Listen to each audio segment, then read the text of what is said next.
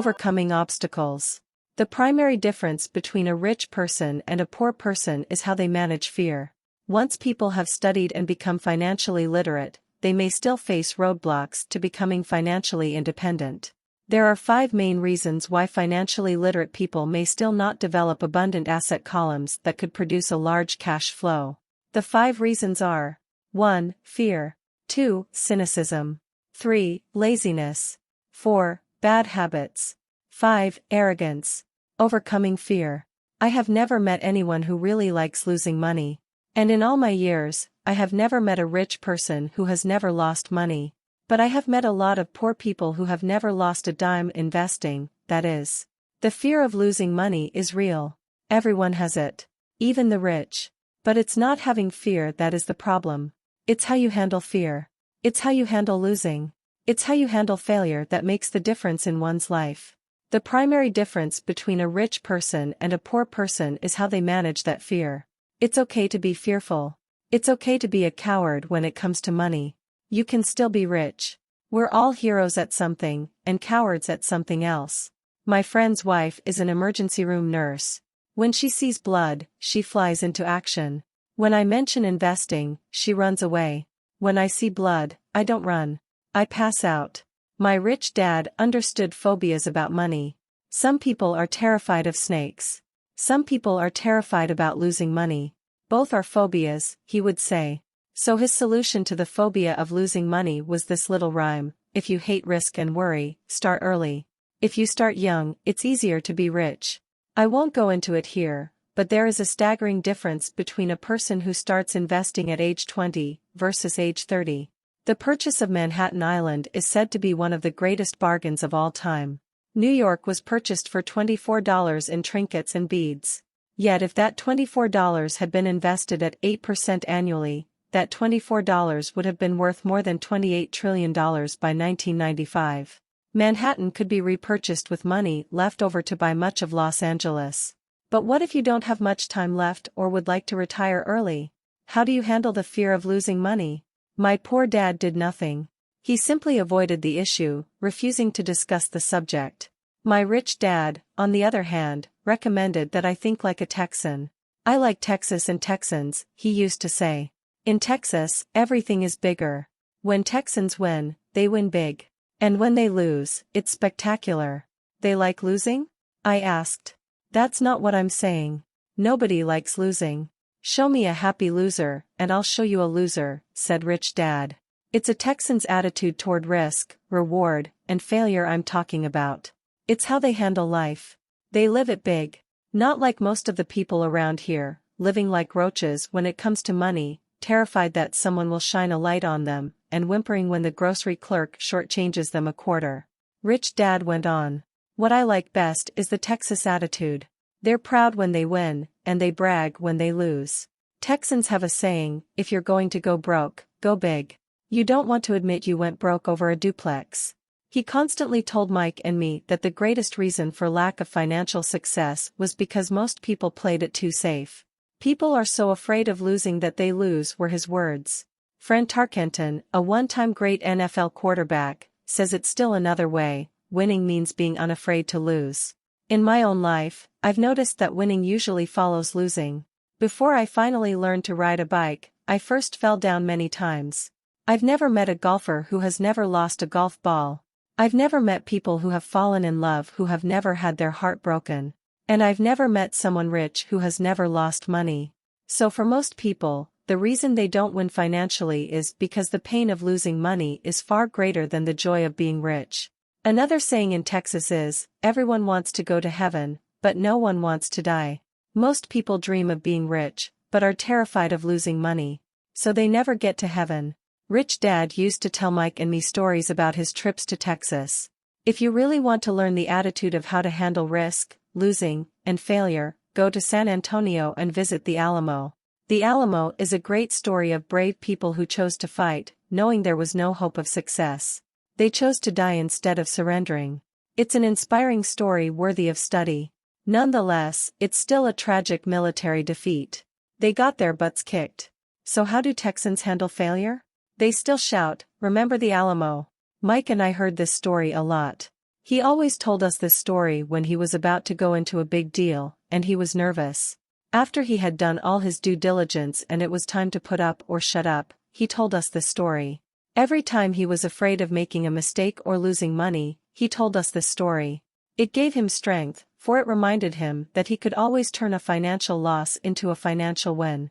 Rich Dad knew that failure would only make him stronger and smarter. It's not that he wanted to lose. He just knew who he was and how he would take a loss. He would take a loss and make it a win. That's what made him a winner and others losers. It gave him the courage to cross the line when others backed out. That's why I like Texans so much, he would say. They took a great failure and turned it into inspiration, as well a tourist destination that makes them millions. But probably his words that mean the most to me today are these: Texans don't bury their failures. They get inspired by them. They take their failures and turn them into rallying cries. Failure inspires Texans to become winners. But that formula is not just the formula for Texans. It is the formula for all winners. I've said that falling off my bike was part of learning to ride. I remember falling off only made me more determined to learn to ride, not less. I also said that I have never met a golfer who has never lost a ball.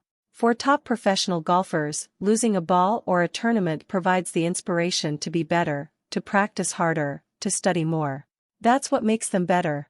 For winners, losing inspires them. For losers, losing defeats them. I like to quote John D. Rockefeller, who said, "I always tried to turn every disaster into an opportunity." And being Japanese American, I can say this. Many people say that Pearl Harbor was an American mistake. I say it was a Japanese mistake. From the movie, Tora Tora Tora, a somber Japanese admiral says to his cheering subordinates, "I am afraid we have awakened a sleeping giant." Remember, Pearl Harbor became a rallying cry. It turned one of America's greatest losses into the reason to win. This great defeat gave America strength, and America soon emerged as a world power. Failure inspires winners. And failure defeats losers. It is the biggest secret of winners. It's the secret that losers do not know. The greatest secret of winners is that failure inspires winning, thus, they're not afraid of losing. Repeating Fran Tarkenton's quote, "Winning means being unafraid to lose." People like Fran Tarkenton are not afraid of losing, because they know who they are. They hate losing, so they know that losing will only inspire them to become better. There is a big difference between hating losing and being afraid to lose. Most people are so afraid of losing money that they lose. They go broke over a duplex. Financially, they play life too safe and too small. They buy big houses and big cars, but not big investments. The main reason that over 90% of the American public struggles financially is because they play not to lose. They don't play to win. They go to their financial planners or accountants or stockbrokers and buy a balanced portfolio. Most have lots of cash in CDs, low-yield bonds, mutual funds that can be traded within a mutual fund family, and a few individual stocks. It is a safe and sensible portfolio. But it is not a winning portfolio. It is a portfolio of someone playing not to lose. Don't get me wrong. It's probably a better portfolio than more than 70% of the population has, and that's frightening. It's a great portfolio for someone who loves safety. But playing it safe and balanced on your investment portfolio is not the way successful investors play the game. If you have little money and you want to be rich, you must first be focused, not balanced. If you look at any successful person, at the start they were not balanced.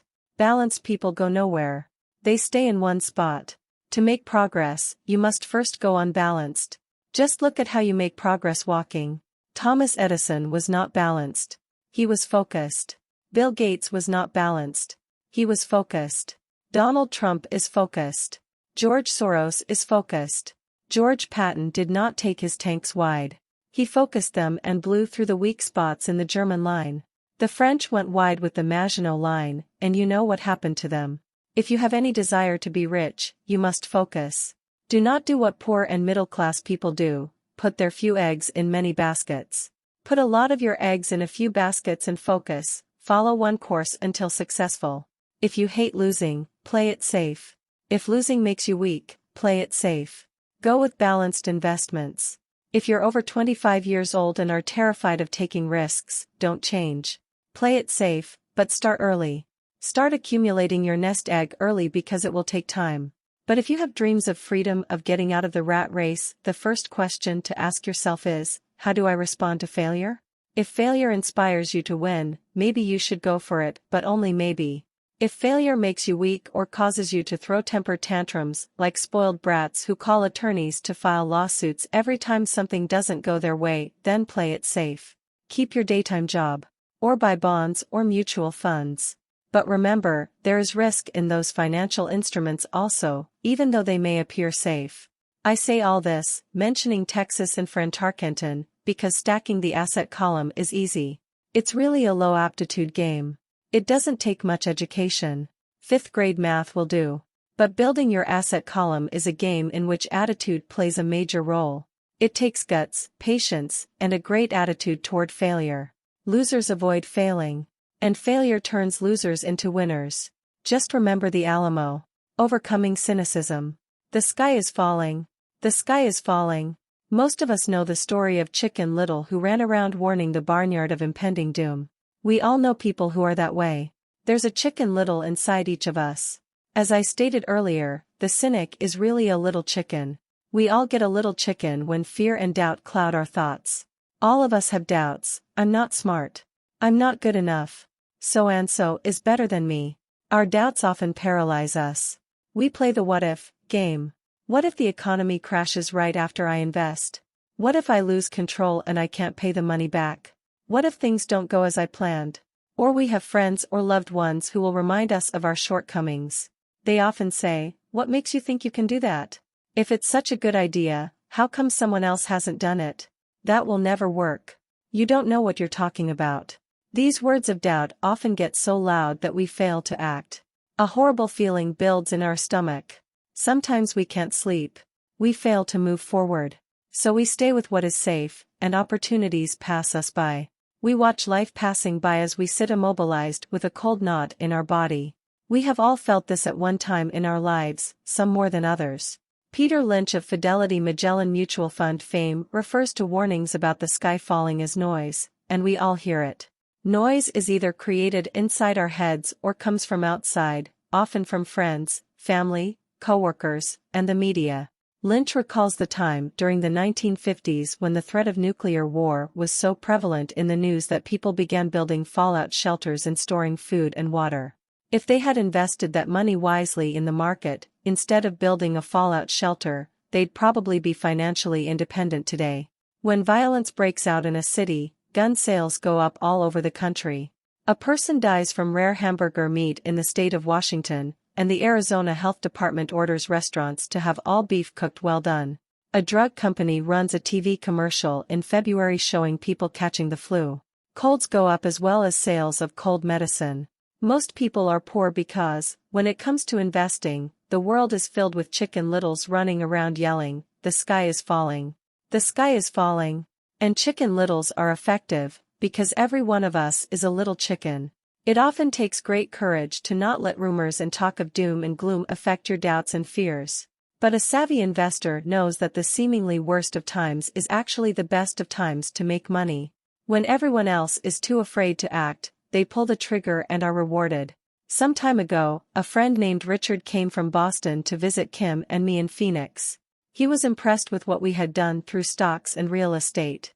The Phoenix real estate prices were depressed. We spent 2 days showing him what we thought were excellent opportunities for cash flow and capital appreciation. Kim and I are not real estate agents. We are strictly investors. After identifying a unit in a resort community, we called an agent who sold it to him that afternoon. The price was a mere $42,000 for a 2-bedroom townhome. Similar units were going for $65,000. He had found a bargain. Excited, he bought it and returned to Boston. 2 weeks later, the agent called to say that our friend had backed out. I called immediately to find out why. All he said was that he talked to his neighbor, and his neighbor told him it was a bad deal. He was paying too much. I asked Richard if his neighbor was an investor. Richard said he was not. When I asked why he listened to him, Richard got defensive and simply said he wanted to keep looking. The real estate market in Phoenix turned, and a few years later, that little unit was renting for $1,000 a month, $2,500 in the peak winter months. The unit was worth $95,000. All Richard had to put down was $5,000 and he would have had a start at getting out of the rat race. Today, he still has done nothing. Richard's backing out did not surprise me. It's called buyer's remorse, and it affects all of us. The little chicken won, and a chance at freedom was lost. In another example, I hold a small portion of my assets in tax lien certificates instead of CDs. I earn 16% per year on my money, which certainly beats the interest rates banks offer on CDs. The certificates are secured by real estate and enforced by state law, which is also better than most banks. The formula they're bought on makes them safe. They just lack liquidity. So I look at them as 2 to 7 year CDs. Almost every time I tell someone that I hold my money this way, especially if they have money in CDs, they will tell me it's risky. They tell me why I should not do it.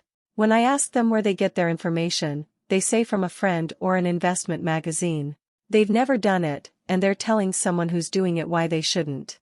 The lowest yield I look for is 16%, but people who are filled with doubt are willing to accept a far lower return. Doubt is expensive. My point is that it's those doubts and cynicism that keep most people poor and playing it safe. The real world is simply waiting for you to get rich. Only a person's doubts keep them poor. As I said, getting out of the rat race is technically easy. It doesn't take much education, but those doubts are cripplers for most people. Cynics never win, said Rich Dad. Unchecked doubt and fear creates a cynic. Cynics criticize, and winners analyze was another of his favorite sayings. Rich Dad explained that criticism blinded while analysis opened eyes. Analysis allowed winners to see that critics were blind, and to see opportunities that everyone else missed. And finding what people miss is key to any success. Real estate is a powerful investment tool for anyone seeking financial independence or freedom. It is a unique investment tool. Yet every time I mention real estate as a vehicle, I often hear, "I don't want to fix toilets." That's what Peter Lynch calls noise. That's what my rich dad would say is the cynic talking, someone who criticizes and does not analyze, someone who lets their doubts and fears close their mind instead of open their eyes. So when someone says, "I don't want to fix toilets, I want to fire back," what makes you think I want to? They're saying a toilet is more important than what they want. I talk about freedom from the rat race, and they focus on toilets. That is the thought pattern that keeps most people poor. They criticize instead of analyze. "I don't once hold the key to your success," Rich Dad would say.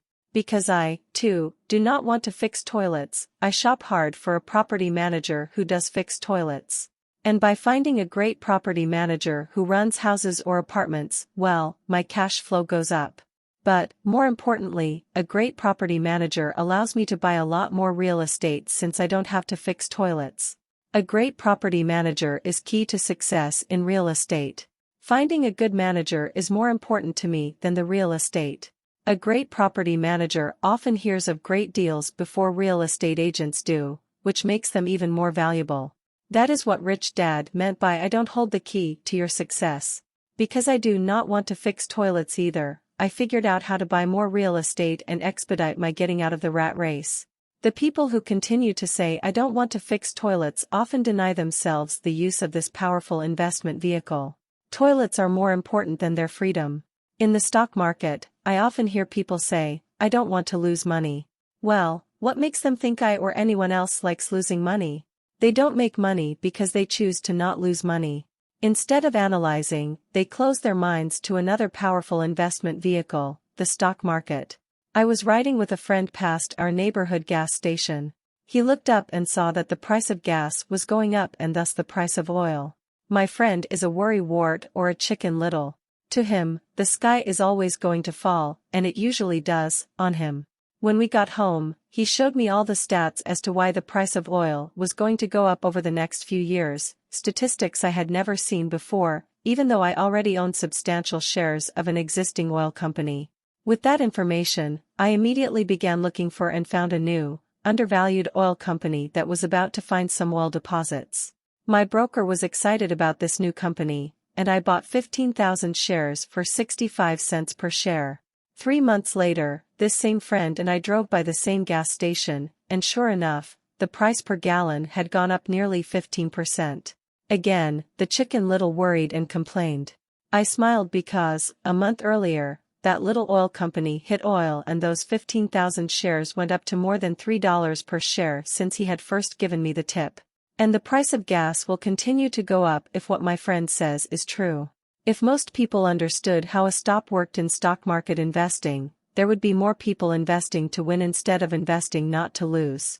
A stop is simply a computer command that sells your stock automatically if the price begins to drop, helping to minimize your losses and maximize some gains. It's a great tool for those who are terrified of losing. So whenever I hear people focusing on their I don't wants, rather than what they do want, I know the noise in their head must be loud. Chicken Little has taken over their brain and is yelling, the sky is falling, and toilets are breaking. So they avoid their don't wants, but they pay a huge price. They may never get what they want in life.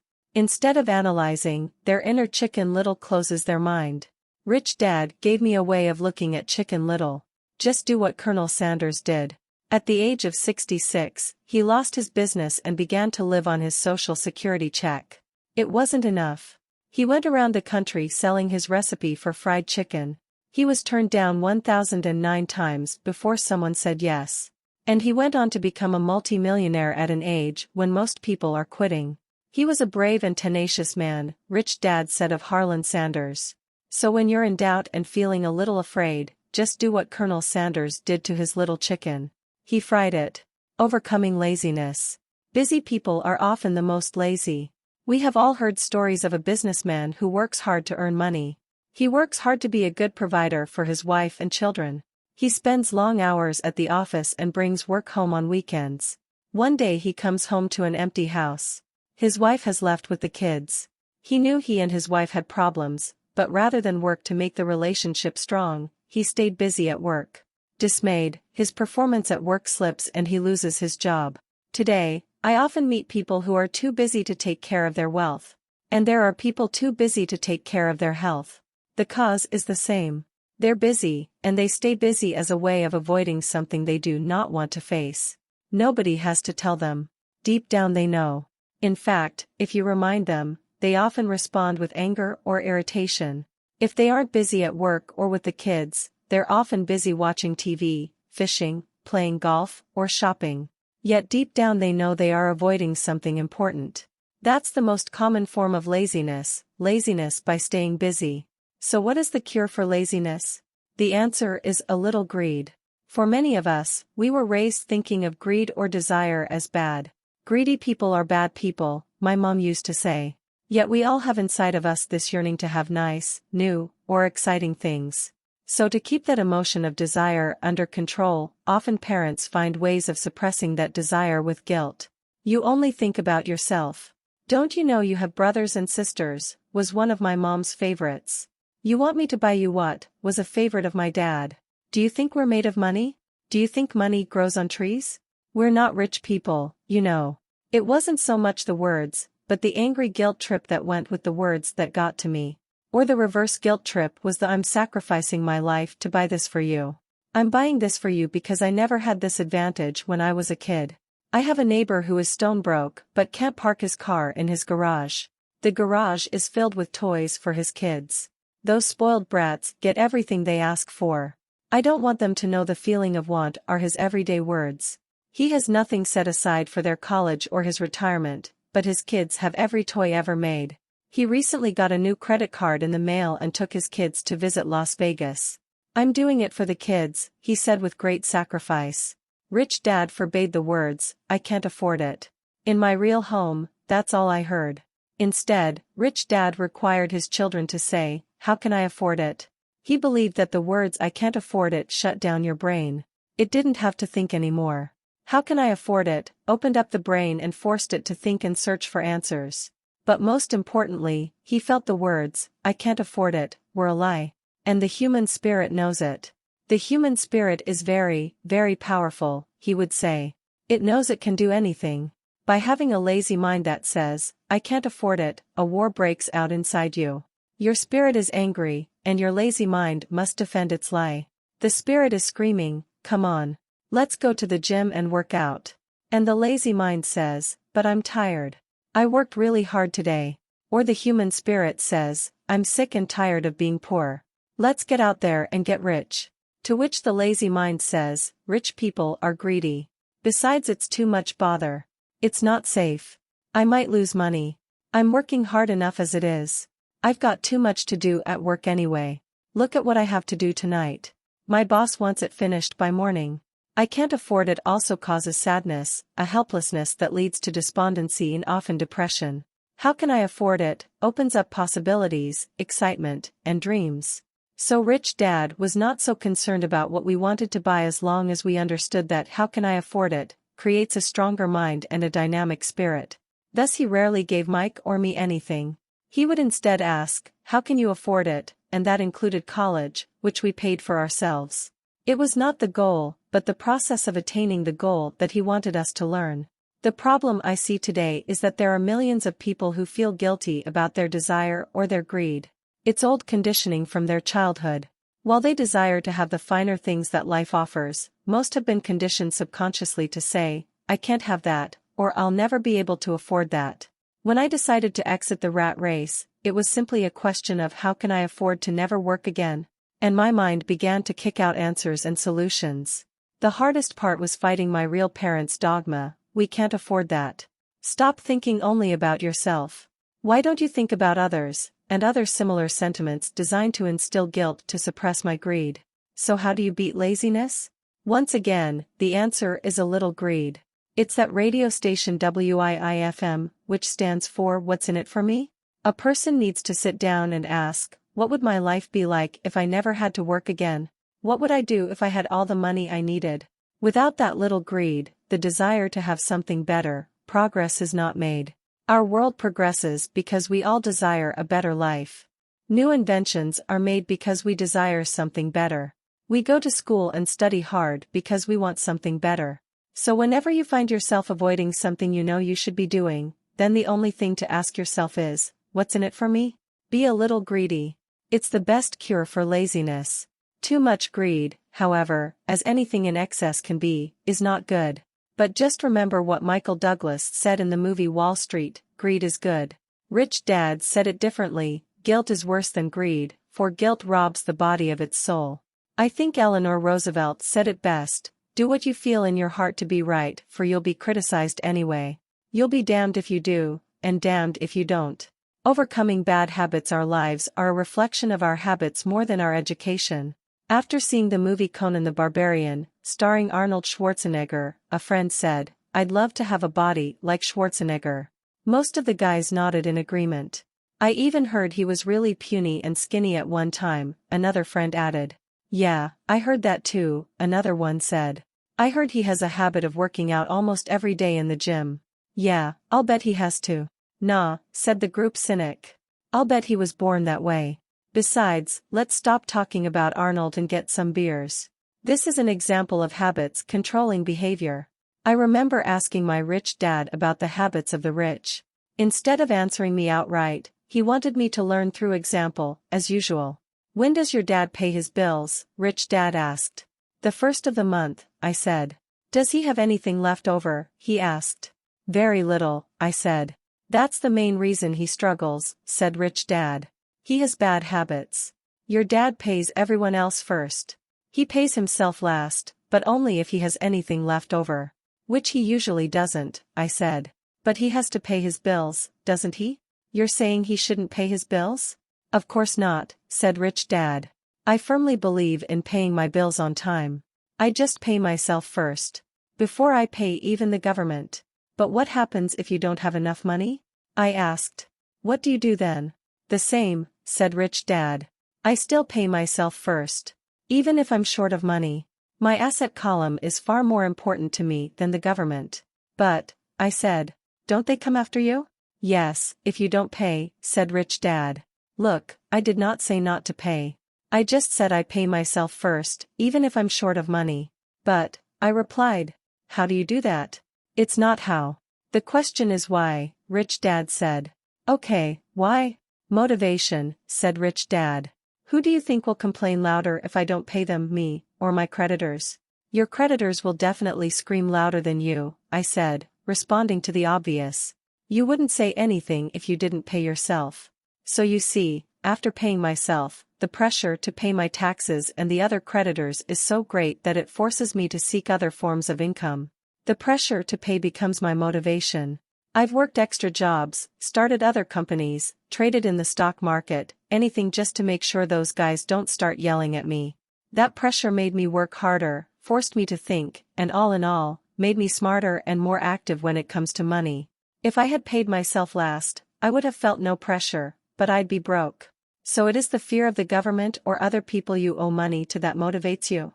That's right, said Rich Dad. You see, government bill collectors are big bullies. So are bill collectors in general. Most people give in to these bullies. They pay them and never pay themselves. You know the story of the 98-pound weakling who gets sand kicked in his face? I nodded. I see that ad for weightlifting and bodybuilding lessons in the comic books all the time. Well, most people let the bullies kick sand in their faces. I decided to use the fear of the bully to make me stronger. Others get weaker. Forcing myself to think about how to make extra money is like going to the gym and working out with weights. The more I work my mental money muscles out, the stronger I get. Now I'm not afraid of those bullies. I liked what Rich Dad was saying. So if I pay myself first, I get financially stronger, mentally and fiscally. Rich Dad nodded. And if I pay myself last, or not at all, I get weaker. So people like bosses, managers, tax collectors, bill collectors, and landlords push me around all my life just because I don't have good money habits. Rich Dad nodded. Just like the 98-pound weakling. Overcoming arrogance. What I know makes me money. What I don't know loses me money. Every time I have been arrogant, I have lost money. Because when I'm arrogant, I truly believe that what I don't know is not important, Rich Dad would often tell me. I have found that many people use arrogance to try to hide their own ignorance. It often happens when I am discussing financial statements with accountants or even other investors. They try to bluster their way through the discussion. It is clear to me that they don't know what they're talking about. They're not lying, but they are not telling the truth. There are many people in the world of money, finances, and investments who have absolutely no idea what they're talking about. Most people in the money industry are just spouting off sales pitches like used car salesmen. When you know you are ignorant in a subject, start educating yourself by finding an expert in the field or a book on the subject.